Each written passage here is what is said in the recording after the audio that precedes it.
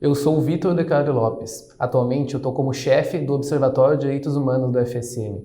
Todos os anos nós escolhemos um patrono ou uma patronesse para homenagear durante o nosso mês da consciência negra. Esse nome é sempre escolhido alguma liderança negra da nossa cidade ou da nossa região que serve de referência para os nossos jovens, para os nossos estudantes, para todos os servidores do FSM e de Santa Maria de uma maneira geral. Nós já tivemos nomes da envergadura da Maria Rita, que foi a nossa primeira patronesse no ano de 2018. A gente sempre escolhe uma pessoa que estava viva, porque a gente entende a importância da gente destacar, da gente homenagear, a gente trazer para perto essas pessoas enquanto elas ainda estão entre nós.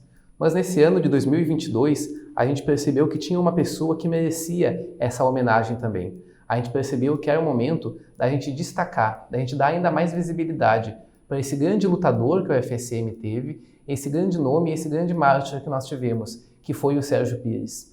Muitas vezes a gente tem construções, a gente tem espaços na nossa universidade ou na nossa cidade, de uma maneira geral, que a gente não sabe que são em referência a uma pessoa negra.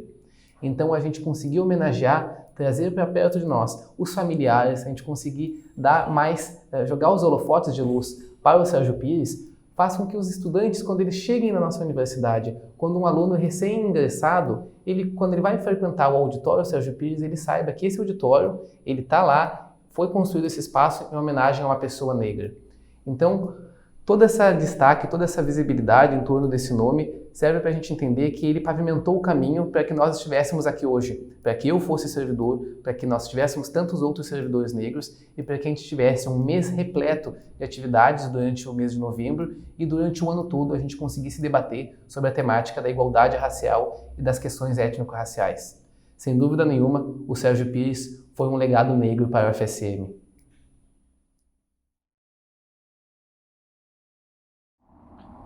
Olá, eu sou o professor Anderson Luiz Machado dos Santos. Atualmente coordeno o Núcleo de Estudos Afro-Brasileiros e Indígenas da UFSM.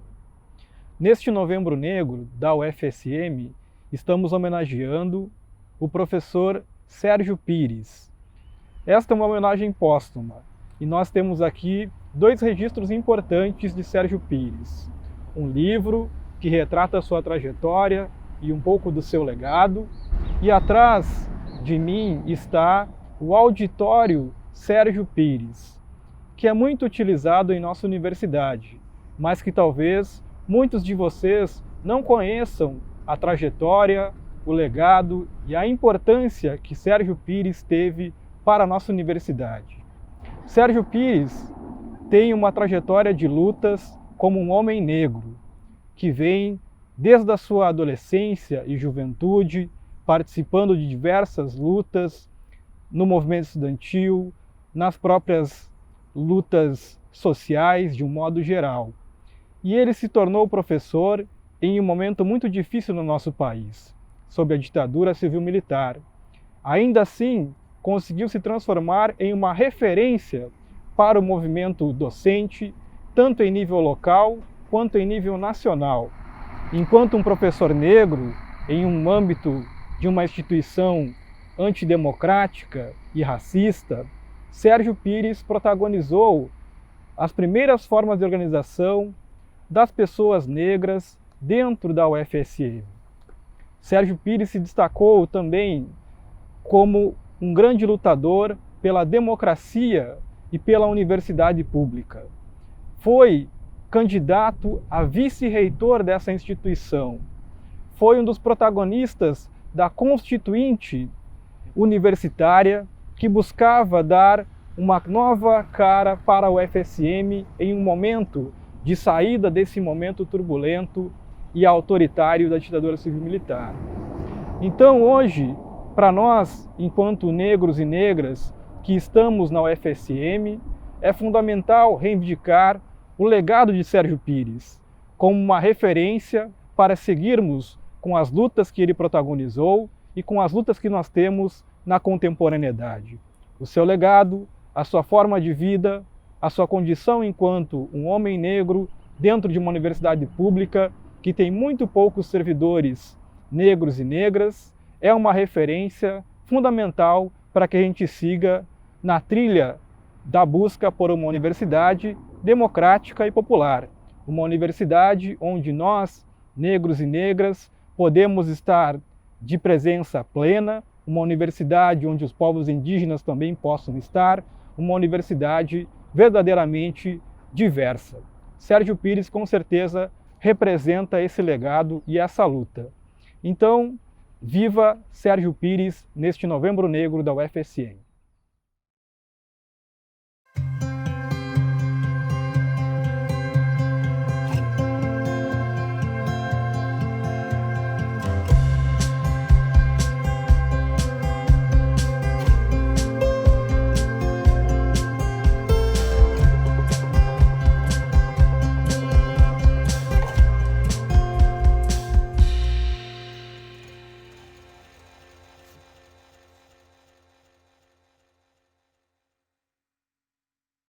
E falar de Sérgio Pires é extremamente difícil, ao mesmo tempo que traz assim, uma lembrança de coisas muito boas que a gente foi vivendo junto, aprendendo junto. Ele é o filho mais velho da minha família, eu sou o quarto filho. Eu sou o segundo a entrar na universidade. O Sérgio, eu acho que ele era uma liderança precoce, porque lá pelos 15 anos de idade, ele já em Santiago, com a Juventude Estudantil Católica, ele liderava um movimento que tinha apoio chamado Caritas, que era uma distribuição de cestas básicas às comunidades pobres de Santiago, e ele era um dos coordenadores desse período com 15 anos de idade, isso é, ele não tinha terminado ainda o ginásio na época, isso é, estaria na metade do ensino médio, quando ele já era uma liderança na cidade, já era uma liderança comprometidas, inclusive, com o povo pobre da cidade. O Sérgio, no colégio que eu estudei, ele foi o fundador do Grêmio de Estudantes em Santiago, do Colégio Cristóvão Pereira. Ele foi presidente da Associação Santiaguense de Estudantes. E a nossa relação com a cidade era sempre uma relação de lideranças jovens que, de alguma maneira, tentavam intervir nesse processo de defesa das pessoas mais pobres, e defesa da educação, enfim. E na universidade nós tivemos oportunidade de conviver. O meu início como estudante universitário foi o início do Sérgio como docente da universidade. E nós nos encontramos no MUSM, que num tempo se chamava Grupo Universitário Cristão, depois passou a ser chamado de Movimento Universitário de Santa Maria. O Sérgio tinha uma liderança muito forte e ele era um dos gurus, diríamos assim, desse movimento. Num tempo da ditadura militar, em que tudo era proibido, nós nos reuníamos algumas vezes no período de carnaval, na beira de um riozinho, no meio do mato, para fazer análise de conjuntura. Era o espaço que nós tínhamos de construção, inclusive de afirmação de lideranças. Então, assim, eu reconheço no Sérgio uma liderança que foi a pessoa que ia na frente abrindo os caminhos, aglutinando gente e apontando perspectivas de organização e de luta, que mais tarde, aí eu já não estava aqui em Santa Maria, e essas pessoas com ele desenvolveram uma atividade bem interessante nas lutas aqui dentro da universidade, pela democratização dos espaços de decisão da universidade. E aí é uma história à parte. Acho que esse é um capítulo que certamente nós precisamos rever, porque temos ainda muitas lições a tirar do que foi vivido nesse período. Eu acho, né, que eu aprendi a caminhar no campus da Federal de Santa Maria. Mas eu a vida inteira frequentei a universidade, né? Eu gostava de assistir o pai e a mãe darem aula, né? Ficava quieta no fundo da sala, frequentei muito ali o prédio ali da engenharia, o DACTEC, que era o Banco do Brasil, prédio da filosofia e da matemática, o pai e a mãe davam aula no mesmo corredor. No início da minha vida, agora, eu estudei no Marista Santa Maria e meu pai dava aula no campus do centro. Então, tem aquela lembrança de sair da aula de manhã e atravessar para o prédio, esperar o pai para a gente ir para casa. E eu sempre gostei de frequentar esse ambiente, né? Para mim, a universidade tem cheiro. Então, eu sempre gostei do cheiro de universidade, sempre desse ambiente acadêmico. Fui que tive o maior privilégio de conviver mais tempo com meu pai, porque quando ele faleceu, eu tinha 15 anos. Então, eu lembro do pai e da mãe aqui em Florianópolis, em 82, na fundação da Andes. E como filha mais velha, então, eu frequentei a PUSM, eu fui com o pai e a mãe na greve. Eu me lembro quando a gente morou no Rio, nas passeatas das Diretas Já. Então, fui a filha que acompanhou, né, como filha mais velha, assim.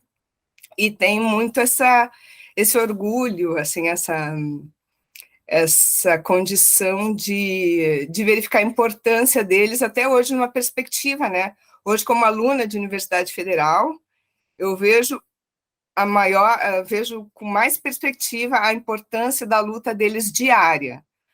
O meu pai era um trabalho mais à frente, mas a minha mãe um trabalho de bastidor que se complementou muito, né? O trabalho dos dois se complementou muito e nos formou, né? Nos formou nós quatro para essa vida de luta.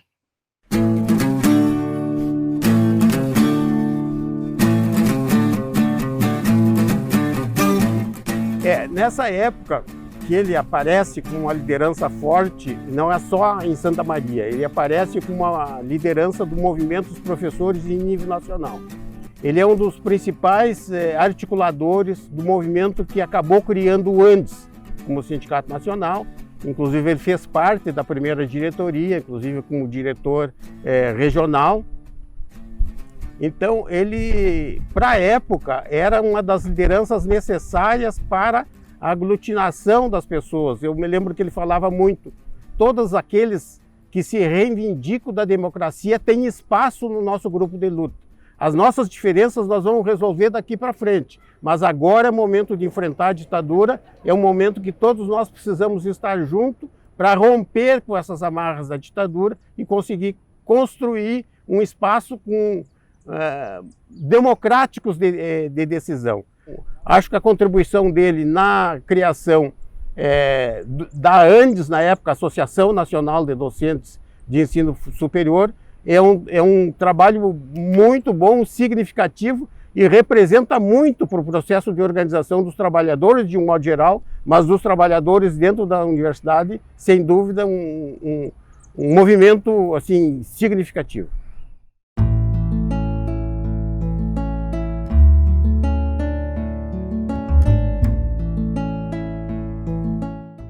Aí em Santa Maria nós morávamos onde tinha... Ele gostava muito de casas com terrenos grandes, com espaço bastante para muita coisa. O que eu tenho de mais afetivo do meu pai é que ele me chamava para cuidar da horta com ele, que ele tinha uma horta do lado de casa que ele plantava. Ele me explicava que poderia plantar milho, plantar feijão, plantar isso, plantar aquilo. Eu ajudava ele no plantio, na colheita. Claro que era só do sustento nosso, óbvio, mas era um hobby que ele tinha, um passatempo que nós tínhamos. E eu me lembro muito dessa parte de ele me explicando como é que era cada coisa, como é que se fazia cada coisa. Essa parte de animais também, que ele gostava bastante de ter umas galinhas, ter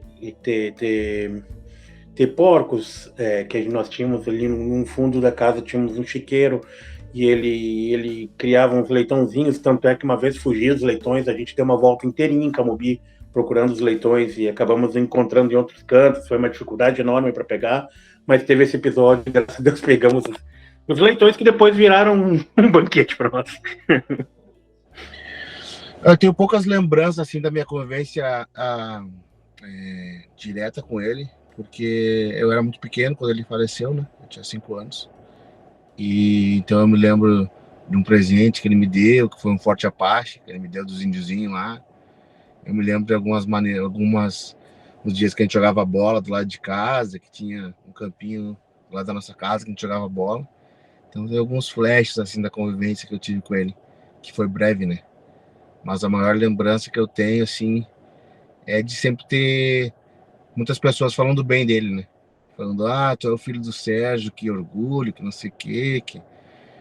Então sempre foi uma coisa boa, mas sempre foi uma pressãozinha também ser filho do homem, né? Então, uma das primeiras lembranças que eu tenho da minha vida, na verdade, foi a medalha que eu recebi aí no dia que o auditório foi colocado o nome dele, né, em homenagem a ele. Então a minha mãe me levou na cerimônia e eu recebi a medalha que eu tinha 7 anos de idade. E aquilo aí foi uma coisa que me marcou muito, assim, porque na época eu não entendia muito bem o que era que eu estava fazendo ali, né? Mas eu me lembro de todo mundo me falar, ó, tu é filho do Sérgio, tu tem que ser um homem bom, tu tem que ser uma pessoa boa, teu pai fazia o bem para todo mundo, teu pai brigava pelos direitos dos outros. Então isso foi uma lição que ele me ensinou indiretamente, né? Mas que com certeza guiou a minha vida nesse tempo todo. Então hoje eu procuro passar os mesmos valores que eu fui ensinado, que ele deixou para todo mundo aí no legado dele. E tu sabe que quando inauguraram o auditório com o nome dele, eu não queria ir. A minha mãe me levou de arrasto. Porque isso não adianta, eu sempre detestei homenagem morto, tinham que homenagear ele vivo, sabe? Eu fiquei muito revoltada. Eu só fui por respeito à minha mãe e ao professor Tabajara. Porque o Tabajara deu aquele espaço para ele da Estatuinte, que eu, como da área do direito, vejo como essa luta é atual na sociedade, a Estatuinte e o Estatuto para a Universidade, né? Então, por isso que eu fui, assim, pela mãe e pelo Tabajara. E aí eu pensei, bom, vai ficar o auditório e alguém vai perguntar, né, quem é esse cara? Então, aí eu fui.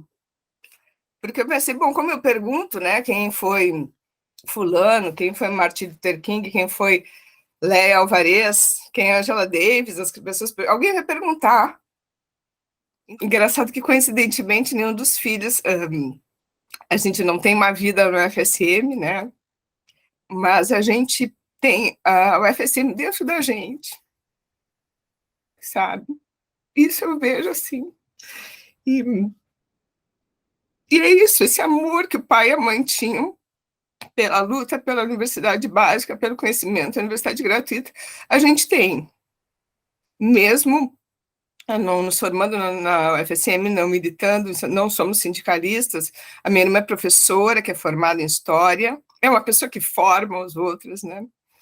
Eu sou da área jurídica, então a gente tem isso, sabe? Esse amor nos move, então a gente tem muita vontade de manter essa vida honrada, para honrar o que aprendemos, né? E a UFSM é parte do que a gente aprendeu, porque a gente conviveu, conheceu o movimento negro aí, a gente viu os preconceitos que meu pai sofreu aí. Meu pai sofreu ameaça de morte em 1990, antes de ninguém falar em discurso de ódio, né? Então a gente aprendeu a não retroceder na luta justa, sabe? Então acho que assim, a UFSM nos formou indiretamente, como formou o pai e a mãe. Por isso eu tenho tanto orgulho dele ter o nome aí.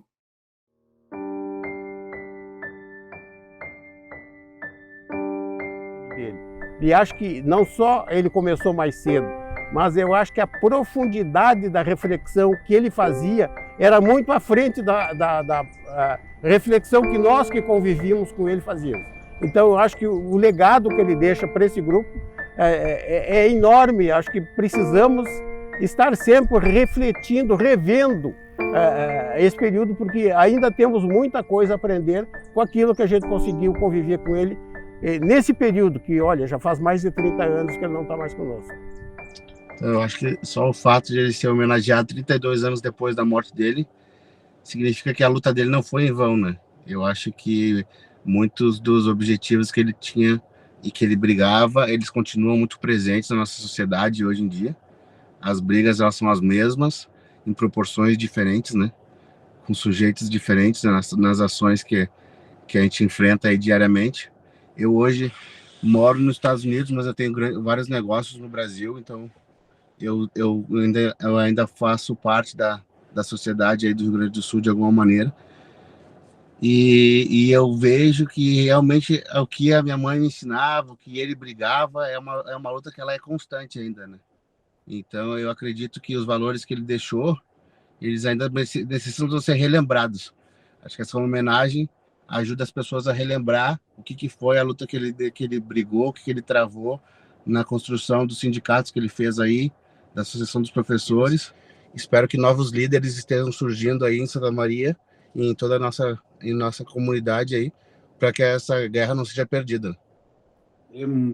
Orgulho extremo. Eu mostro para os meus filhos, para a geração que está vindo pós, que eu vou mostrar para os meus netos quem foi o bisavô deles, enfim, o orgulho é gigantesco, como eu tenho orgulho da minha mãe também, que chegou onde chegou, com as próprias pernas, e batalhando, e eu sei que lá na década de 70 era muito difícil, hoje em dia é muito difícil para mim, que é essa questão negra, racial, faculdade, dificuldade de se encontrar docentes negros, é muito difícil, ou seja, ele superou um limite inimaginável na década de 70 e na década de 80 também, batalhando contra isso e contra muitos, que foi bem difícil.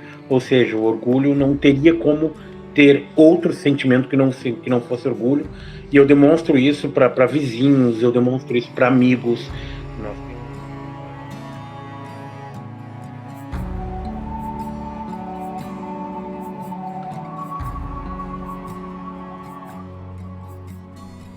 Eu não tenho dúvidas que, mesmo passado esses 32 anos aí, se o Sérgio estivesse conosco, ele estava ao nosso lado, lutando contra o fascismo, estava lutando contra o desmonte do serviço público, da universidade pública. Ele foi um dos primeiros que eu soube notícia, que tentou articular um grupo de negros dentro da universidade para discutir a situação do negro dentro da universidade. Eu acho que se ele estivesse conosco, com certeza ele estava dando continuidade a esse trabalho que nós estamos fazendo, que vocês estão coordenando aqui dentro da universidade, de discutir a situação do negro e de buscar perspectivas melhores para o povo pobre dentro da universidade. Sem dúvida, ele seria um companheiro de primeira linha nessa luta.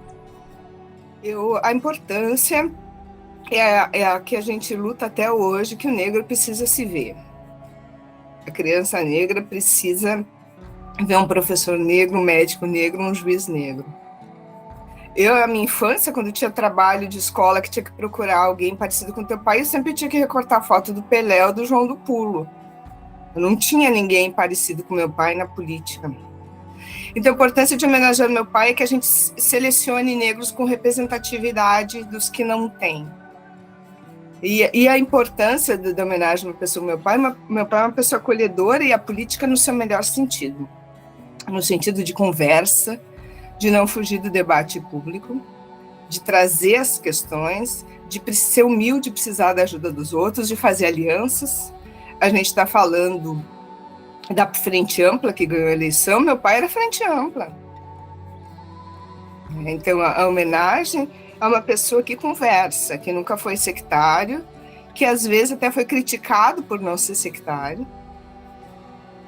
e que nunca pensou individualmente, pensou coletivamente. Porque não dá para ser professor sem individualista, não dá para ser candidato a vice-reitor sem individualista, não dá para ser negro sem individualista, né? Quando a gente se assume, eu costumo dizer, as pessoas me perguntam, porque óbvio que eu ainda sou rara, eu ainda sou exceção no meu trabalho, exceção na universidade. A gente ser negro é ser militante. Por isso que tem muita gente que não se assume, porque não tem como você se assumir e não ser militante.